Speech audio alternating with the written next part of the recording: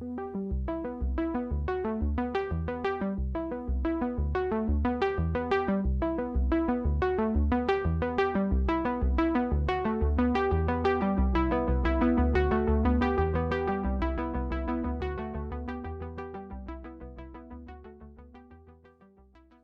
pessoal, tudo bem? Sejam todos muito bem-vindos, bem-vindas a mais uma edição do JBR Saúde. É um espaço destinado à área da saúde, fruto de uma parceria entre o grupo Imagem e Credibilidade e o Jornal de Brasília. Todas as quintas-feiras, a gente recebe aqui um representante dessa área. Nos últimos meses, nós abordamos muito o tema Covid-19, mas hoje nós vamos abrir espaço para uma pauta pouco comum, né? Você, por acaso, que está nos acompanhando, já ouviu falar em hipermobilidade? Se não ouviu, não tem problema.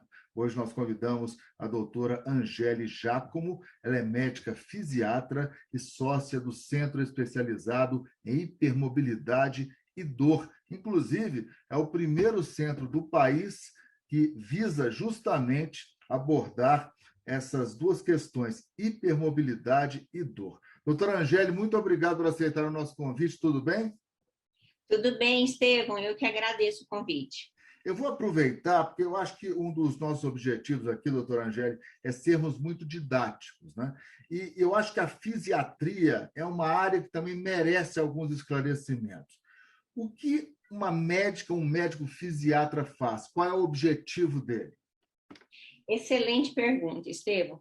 Até porque eu sou uma propagadora da especialidade. A fisiatria, também chamada de medicina física ou de reabilitação, não é uma especialidade nova. Ela existe desde 1954. Ela começou mesmo, né? Quando é que foi que a população começou a ter necessidade do médico fisiatra? Após a Segunda Guerra Mundial, por conta do número de amputados, de pacientes que tinham traumatismo craniano, ficavam paraplégicos por lesão medular, e não tinha um médico que cuidava da fase aguda, um neurologista, ortopedista, mas não tinha um médico que cuidava da sequela. Então, alguns médicos tiveram que ir para essa área, até que surgiu a especialidade, né, foi consagrada pela Associação Médica Brasileira em 1954.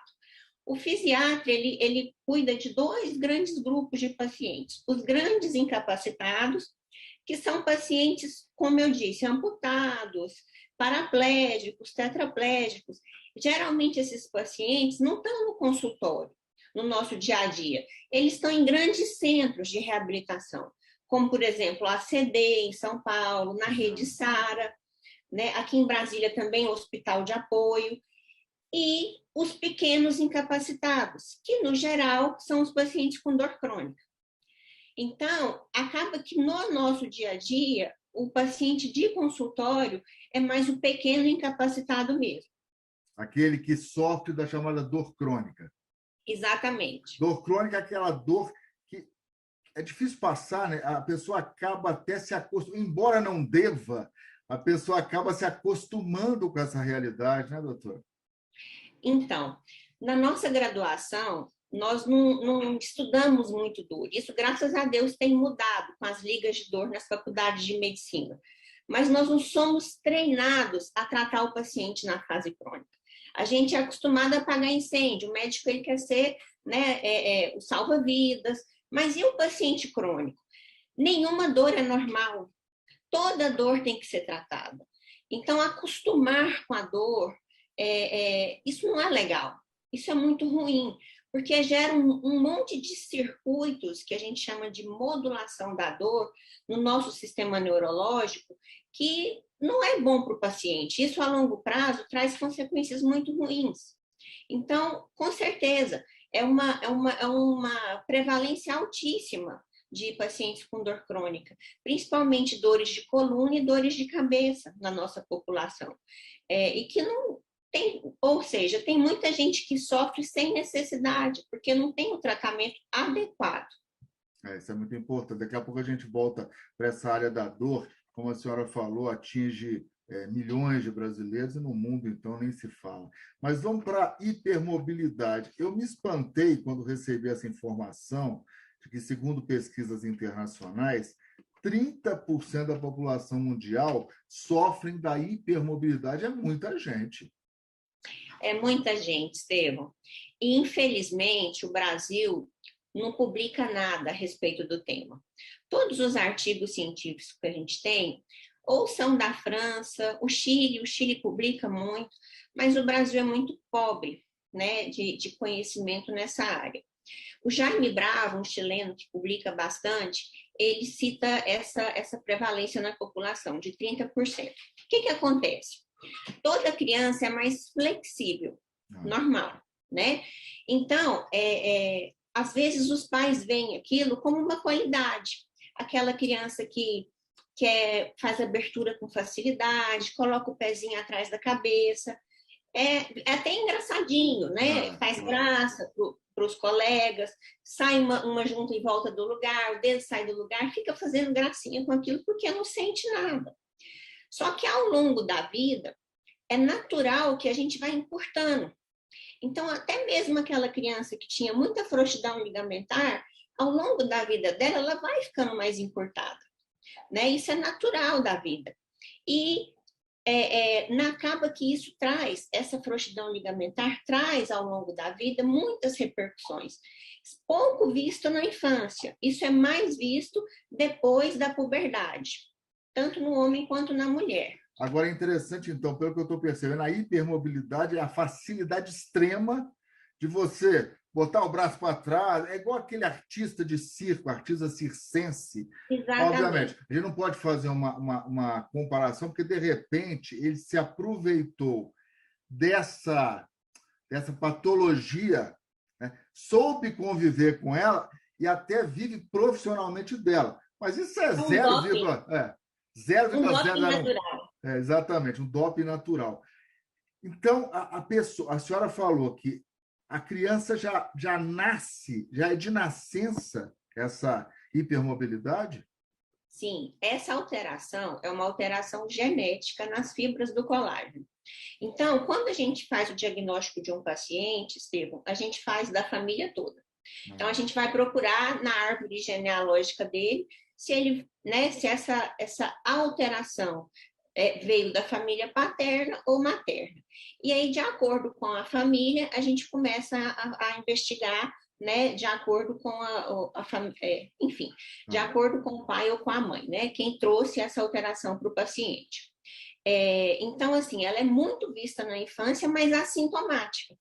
Quando o paciente começa a ter sintoma, ele já está na puberdade, né, depois da menarca, que é a primeira menstruação, na fase adulta. É uma alteração que sofre muito com os nossos ciclos hormonais.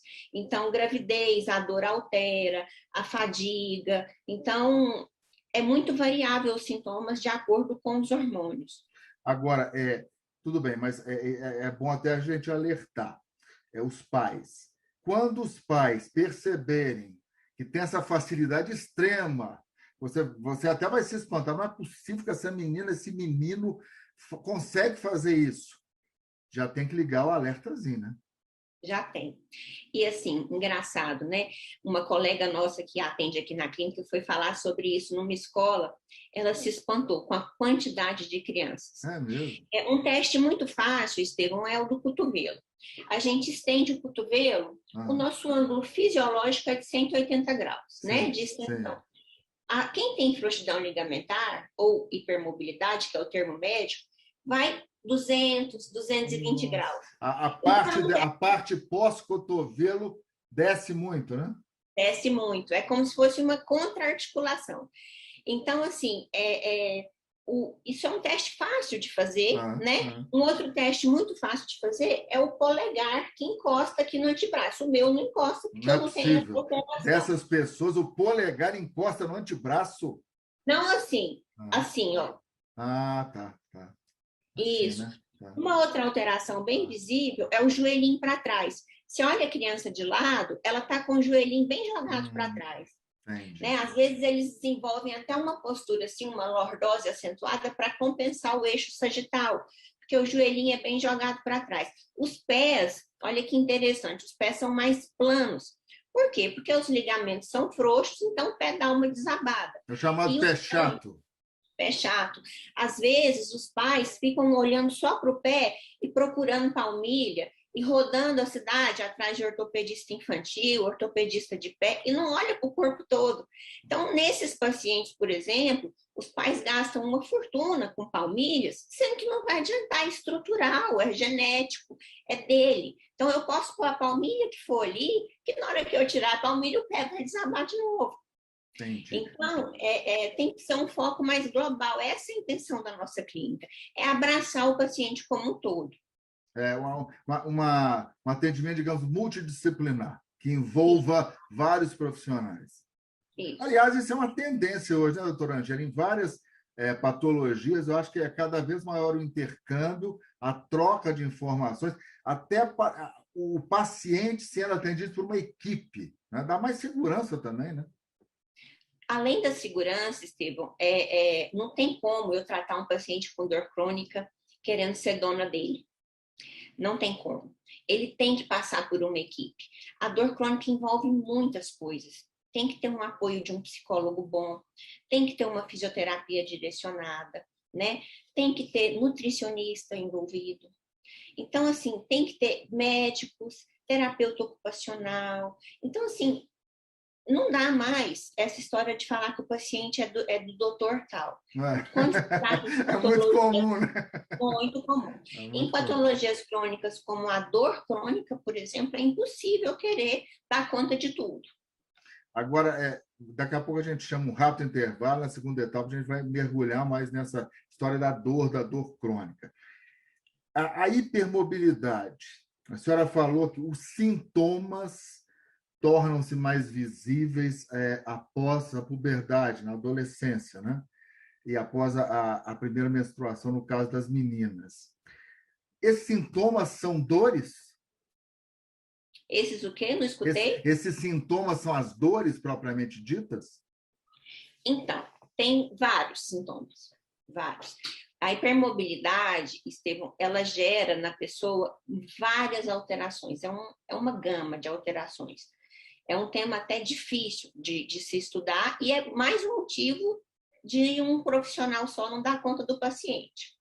Então, assim, um sintoma muito comum é a dor. Primeiro pela própria contratura muscular. A dor desses pacientes é uma dor por mialgia, uma dor muscular. Um exemplo. Eu tenho, quem tem frouxidão ligamentar tem as juntas mais frouxas. Então, eles costumam muito ter distúrbio da articulação temporomandibular. Então, eles costumam luxar muito. Então, sai do lugar, né? O que eles chamam de DTM. Então, uma característica muito comum é o travamento muscular dessa musculatura que segura a nossa TM, que é principalmente os pterigóides, o masséter e os temporais. Então, eles têm muito bruxismo, rangem muitos dentes à noite, para não deixar... Então, esse travamento... Nossa, é um estado de tensão, gera dor de cabeça no corpo tudo, todo. Né? No corpo inteiro. Eu estou citando um músculo, mas pensa isso no corpo todo. É como se todo o meu corpo tivesse que estar travado como um mecanismo de defesa para não deixar a junta sair do lugar. Entendi. Sabe? Então, eles têm uma mialgia muito intensa e generalizada, muitas vezes confundida com fibromialgia.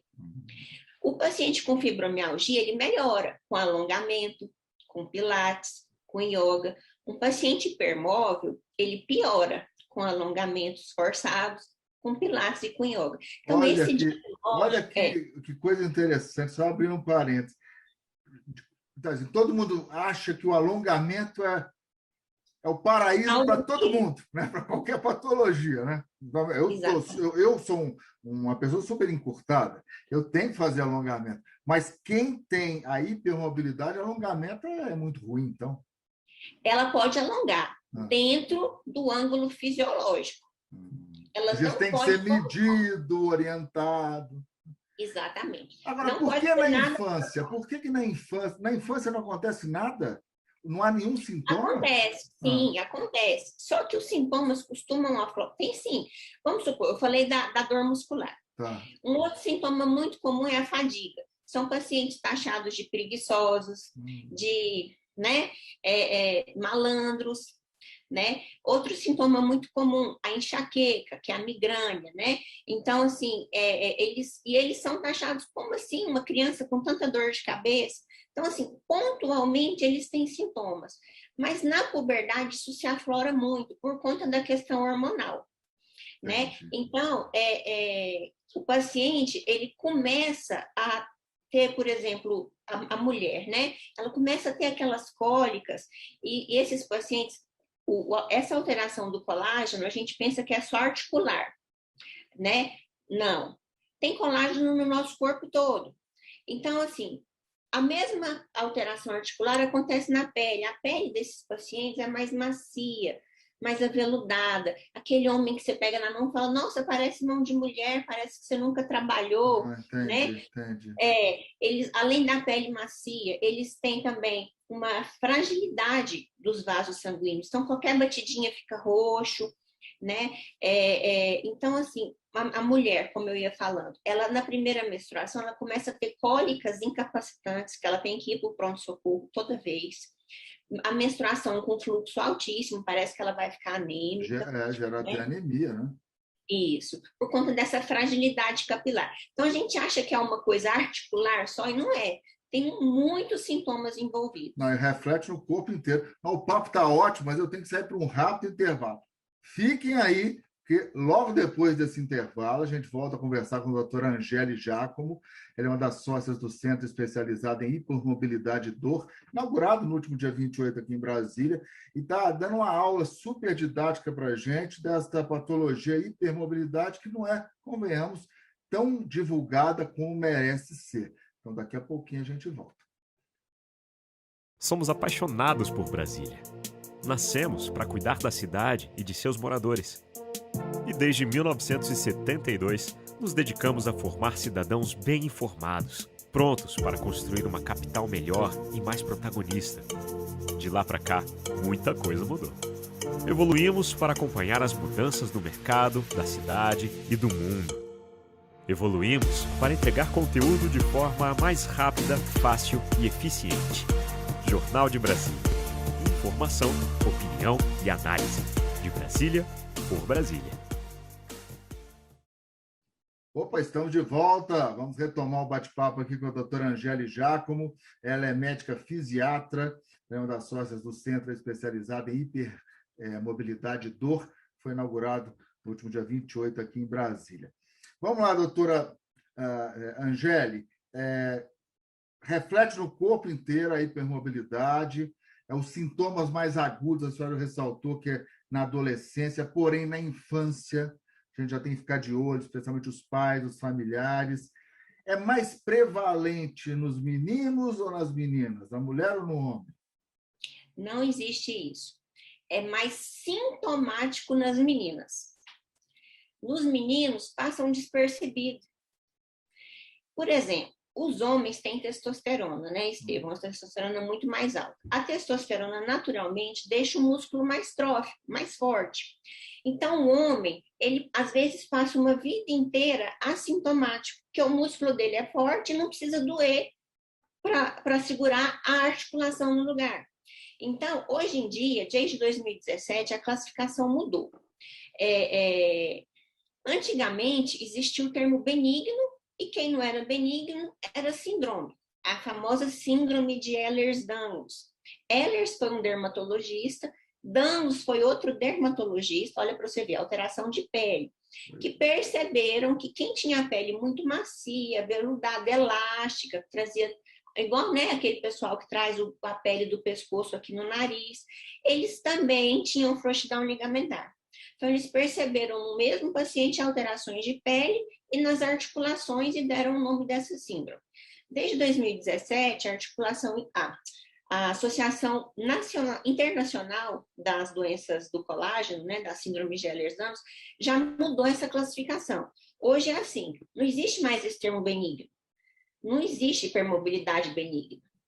Então, hoje se classifica assim, assintomático, que na maioria são os homens, então eles passam despercebidos, e sintomáticos, que na maioria são as mulheres, depois da primeira menstruação, os atletas, porque eles fazem sobrecarga mesmo das juntas, né? Então, por exemplo, uma bailarina, ela vive daquilo, é um doping natural, como a gente conversou, ela vive daquilo, então ela precisa alongar.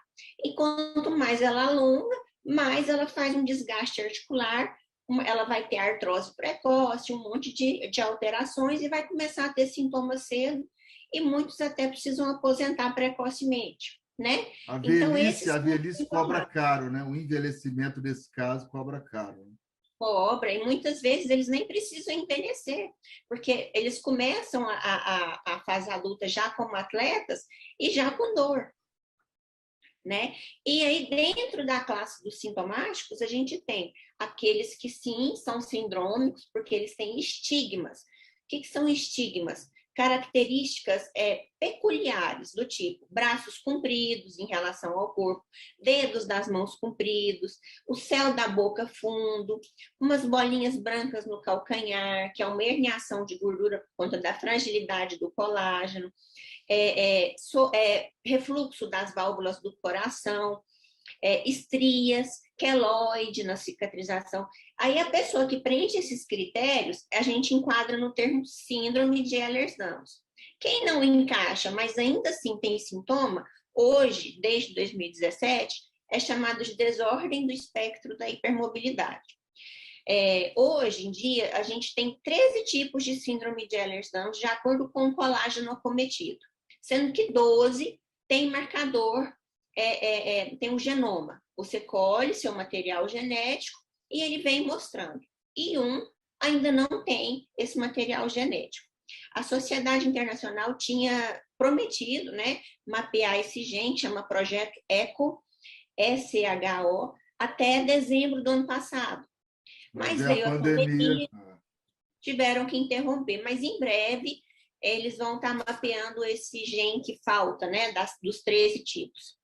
Interessante. Agora, mesmo os meninos, né, especialmente, cujos sintomas são menos visíveis, digamos assim, do que as meninas, tem todas aquelas observações que os pais devem ficar atentos, né? O joelhinho vai mais para trás, o cotovelo, na hora que faz o ângulo de 180, esticando o braço, a parte pós-cotovelo desce mais. Tem que ficar atento, né, gente? A família. E nós observamos muitos corpos, o desenvolvimento dos nossos filhos. E a gente, né, querendo ou não, você vê alguma coisa que está errada. É melhor levar o especialista. E que especialista levar no primeiro momento? Então, se for criança, né, ele sempre vai passar pelo pediatra, claro. E o pediatra tem que ter esse olhar. Infelizmente, Estevão, o que acontece? Essa é a realidade. Nós não temos muitos artigos. A gente aprende na faculdade que isso é raríssimo. Não é. Então, acaba que o colega, a gente não é direcionado a estudar isso como uma coisa comum de consultório. Então, o colega, ele muitas vezes não tem esse olhar. Então, o ideal seria essa criança passar pelo pediatra e ele triar de acordo com o sintoma. Então, tem muita fadiga, tem muita dor, e aí tria para o especialista, né? Só que, infelizmente, a gente faz diagnóstico de gente idosa, porque eles ficaram uma vida inteira atrás de médico. Sofrendo, né? Sofrendo. Exatamente. Sem diagnóstico. E sempre eu falo muito para o paciente. Hoje, a média das minhas pacientes são... assim, 80%, né, do meu público é de mulheres na faixa assim, dos 30 aos 60 anos. E sempre que a gente faz o diagnóstico, eu falo, quando eu faço um diagnóstico, eu não estou diagnosticando só você, mas sim a sua família toda. Então, você tem que ficar de olho nas suas irmãs, se veio do pai ou da mãe, e principalmente nos filhos. Então, ela tem que genética é vital, né? Sim, ela tem que ter esse acompanhamento genético, essa orientação genética. A gente trabalha lado a lado com a genética. Nós estamos chegando, o papo é muito bom, o tema é fascinante, e a gente tem que falar do tratamento, né? Porque a pessoa que está... Não é possível, tem tratamento ou não tem? Tem tratamento, sim, doutora Angélica? Tem sim. Não existe cura, é genético. Não tem cura, não tem cura. Mas, por exemplo, são crianças extremamente estabanadas. Bate em tudo por conta do déficit de propriocepção. O que é propriocepção? como eu estou no tempo e no espaço. É onde eu me situo no tempo e no espaço, né? Então, eles têm muito esse desequilíbrio. Então, a gente tem que treinar a propriocepção, jeito de andar, jeito de sentar, porque a postura é muito ruim, né? Geralmente, eles fazem escoliose. Então, tem que ter todo esse cuidado, orientar quanto aos esportes, né? Orientar a não ficar abusando, porque eles têm mania de se estalar o tempo todo, é um croque-croque, tem que ficar evitando essas coisas. E o tratamento direcionado para os sintomas. Então, tem dor crônica? Tem que tratar a dor. Tem fadiga? Tem que tratar a fadiga. Tem desautonomia, que é uma alteração comum? Tem que tratar. Tem mastocitose, que é outra alteração comum? Tem que tratar. Para isso a gente... Desautonomia, o que é? Desautonomia é uma desregulação do sistema nervoso autônomo. Então, por exemplo, levanto de uma vez, meu coração dispara, muita gente acha que é pânico, tô no banheiro com água quente, eu desmaio, minha pressão cai, mãos e pés gelados. É uma alteração do sistema nervoso autônomo. Então, é simpático e parasimpático. Então, gera essas alterações. A mastocitose é uma degranulação de uma célula chamada mastócito, também rara, mas nesses pacientes não é raro, né? Distúrbios do sono, pensa, nem para dormir eu posso relaxar, que se eu relaxar, minha junta sai do lugar. Então, são pacientes que, com o passar da vida, com o passar dos anos, né, de vida, eles vão tendo sono REM cada vez menos, não aprofundando tanto no sono. Uma outra alteração comum que eu brinco muito com eles são tão destabanados, tão desequilibrados, que eles aguçam muito a audição, a visão e o olfato. Então, aquele barulhinho que ninguém está escutando, está incomodando eles.